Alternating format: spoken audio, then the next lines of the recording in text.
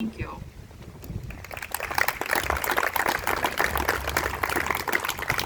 I'd now like to introduce Jeffrey Richardson, the President of the Amalgamated Transit Union, Local 1342, to say a few words.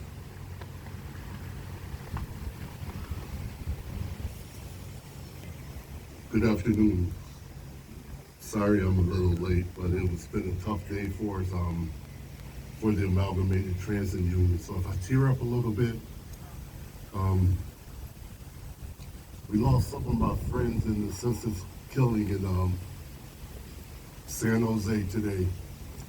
Those were my friends at that mass shooting in San Jose, California.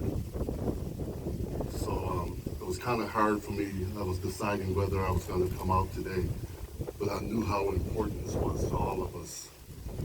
So when we talk about the Workers' Memorial, I was going to speak about the PRO Act and what has happened during this pandemic, but I would like to give a little tribute to the workers who sacrificed their lives in San Jose, California, who came out and worked tirelessly on that rail line, those train operators who worked every day, those mechanics who worked every day, who worked 14 and 15 hours a day to move essential workers back and forth to work, the nurses, the policemen, the firemen, all the essential workers who the ATU transportation, we call ourselves first responders. We're not like police or firemen, but our saying is we move the city, we move the county, we move the public transportation around different parts of the area.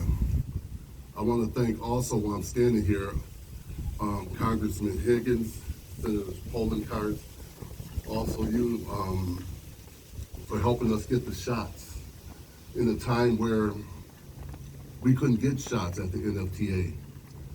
And you made the call for us to get the shots where our people were being able to be vaccinated, get the vaccine. The vaccine is so important to all of us. And I want to thank you personally for the work that you're doing. Thank you for helping us get that PRO Act. We need that passed, ladies and gentlemen. We definitely got to get that passed. I think it was 2020 it was supposed to be passed, if I'm not mistaken, but it failed. We need that to help the workers. I remember the Janus ruling. If you remember the Janus ruling, Mark Janus was a government worker in Illinois, and he didn't want to pay his fair share of dues.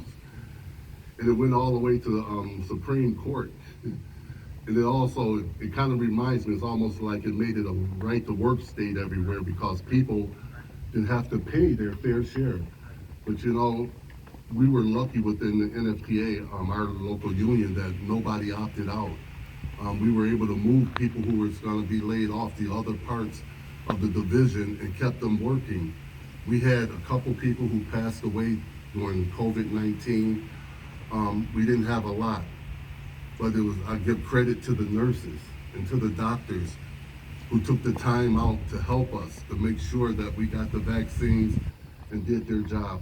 I had a lot that I wanted to say today, but I really can't really get into what I wanted to say because my heart is in San Jose right now. So. Okay. Thanks for coming. I'm gonna say this, but I really have to leave. Because I don't know if I have to fly out to San Jose because they're looking for a response team, but say a prayer for us, please. Thank you. Thanks very, very much, Jeff. I know that was difficult. I appreciate you. I'd like to now introduce Grace Bogdanave from 1199 SCIU, the Area Vice President, Western New York Nursing Home Division. Come on up.